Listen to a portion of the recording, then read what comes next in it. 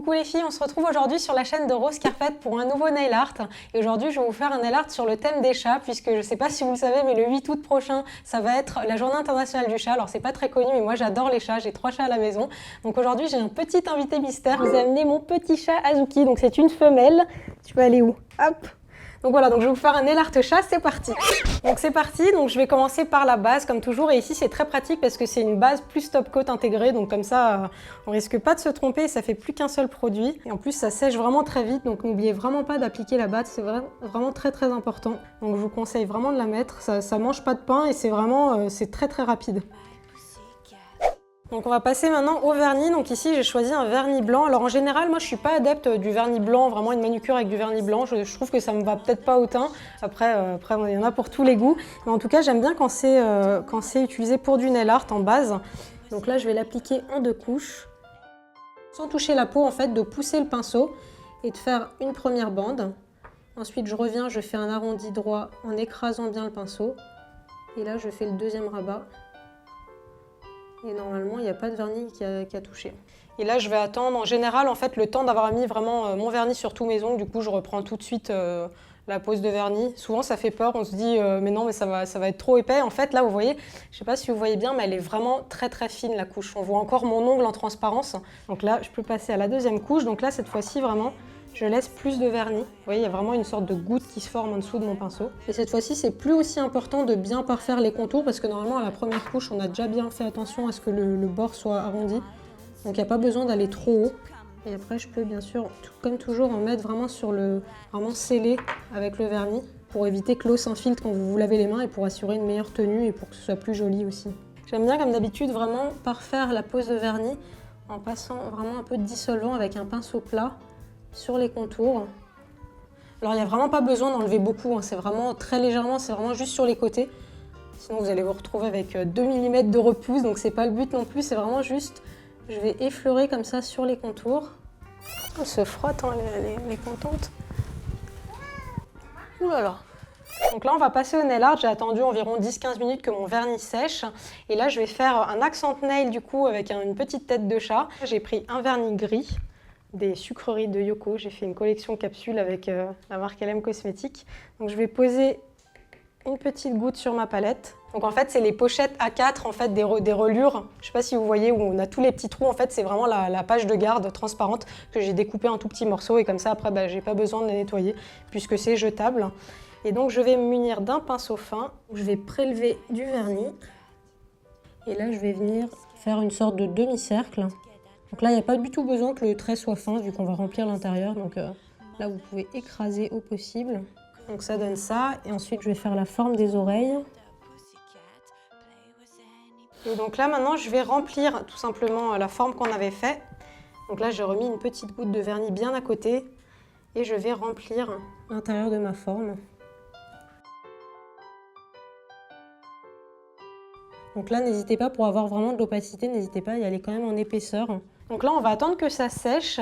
Et peut-être qu'en attendant, ce que je peux vous montrer, c'est les petites pattes de chat. Comme ça, c'est toujours, en fait, quand vous le faites à la maison, même, c'est toujours bien de s'organiser un petit peu. Donc là, je sais que la tête de chat, je vais devoir attendre que ça sèche. Donc du coup, je vais vous montrer les autres. Et quand le temps d'avoir fait tous les autres ongles, du coup, ma petite tête de chat sera sèche. Donc là, je vais prendre un vernis noir de la marque Nature République. Et là, en fait, ça va vraiment être des poids. Donc soit vous utilisez, soit vous utilisez un dotting tool qui est l'outil à poids, donc que vous retrouvez dans les magasins de nail art plus online, soit vous pouvez utiliser une petite tête d'épingle comme ça. Donc ça marche très bien, c'est vraiment équivalent, si vous voyez, c'est vraiment des boules au bout. Tout ce qui a une boule au bout marche pour faire des poids.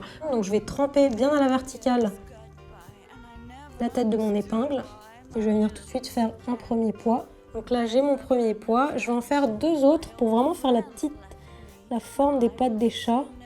Donc voilà, ça fait vraiment 3 petits pois un peu serrés comme ça. Et donc là, je vais prendre soit la mine d'un critérium, là je vais vous montrer avec le dotting tool. Et du coup, je vais faire 4 pois vraiment pour faire la suite du motif.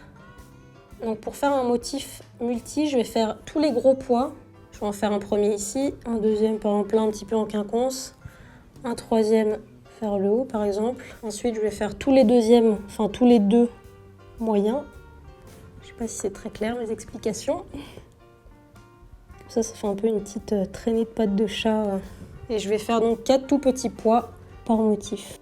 Et encore une fois, n'hésitez pas à utiliser la mine d'un critérium pour faire ces tout petits pois ou même un cure-dent, ça marche très bien. Et voilà, et donc là, je vais faire la même chose sur les ongles restants.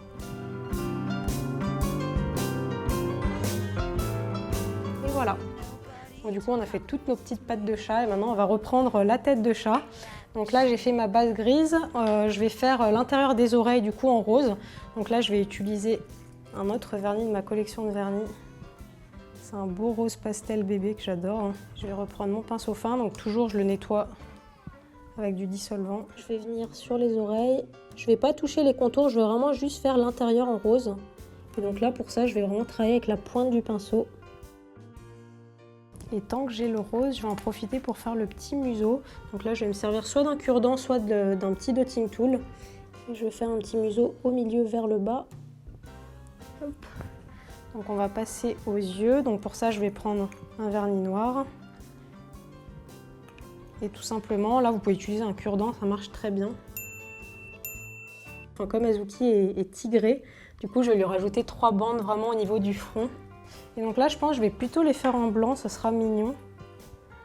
Donc je pose ma goutte de blanc et puis je vais faire tout simplement vraiment 3 petites bandes avec la pointe du pinceau au niveau du front. Donc j'en fais une longue au milieu et 2 plus petites sur les côtés. Du coup, comme j'ai encore le blanc, je vais faire la petite touche de lumière à l'intérieur des yeux. Et là, il ne faut vraiment pas appuyer. Le mieux, c'est d'y aller au cure-dent. Ou alors vraiment d'avoir la dextérité de ne pas écraser. Et là, je vais terminer par les petites moustaches. Donc, je reprends un petit peu de noir. Là, je vais travailler vraiment en finesse. Donc, j'étire la matière et je tourne vraiment le pinceau sur la fin pour le réaffiner. Et je vais faire, je sais pas, 3 petites moustaches. Et voilà, du coup, j'ai fini ma petite tête de chat. Il a une tête un peu triste, je trouve. D'ailleurs, ça me fait penser à une photo, je vais vous la montrer, parce que j'ai trouvé une photo récemment sur Internet d'un petit chat vraiment trop triste. Vous n'êtes pas d'accord qu'il est trop mignon quand même? D'ailleurs, si vous voulez voir plus de chats trop mignons, je vous invite à regarder sur le site de Rose Carpet. On vous a fait une sélection de chats trop mignons. Trop mignons. Donc il ne me reste plus qu'à appliquer la couche finale qui est le top coat, qui est exactement le même vernis que ma base, puisque je vous avais dit qu'il était 2 en 1, je trouve ça super pratique.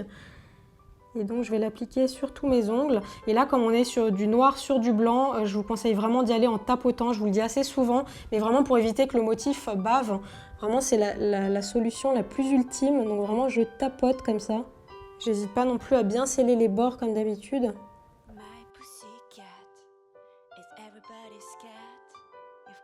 Et voilà, ce tuto est maintenant terminé, j'espère que ça vous aura plu. Moi, ça m'a beaucoup... D'ailleurs, j'ai un poil d'Azuki qui s'est collé sur mon ongle. J'ai pris beaucoup de plaisir à le faire, enfin, forcément, j'adore les chats. N'hésitez pas d'ailleurs, si vous reproduisez ce nail art ou un nail art chat, à me le montrer avec le hashtag Rose Carpet. Ça me ferait très plaisir d'aller voir et d'aller liker vos photos. Moi, je vous donne rendez-vous la semaine prochaine sur la chaîne de Rose Carpet pour un nouveau tuto nail art. D'ailleurs, n'hésitez pas à aller regarder sur Instagram. On a fait un petit tuto bonus comme d'habitude avec une petite tête de chat. Enfin, je vous en dis pas plus, vous irez voir. Moi, je vous fais plein de gros bisous et je vous dis à la semaine prochaine. Au revoir, Azuki. Au revoir. Au revoir.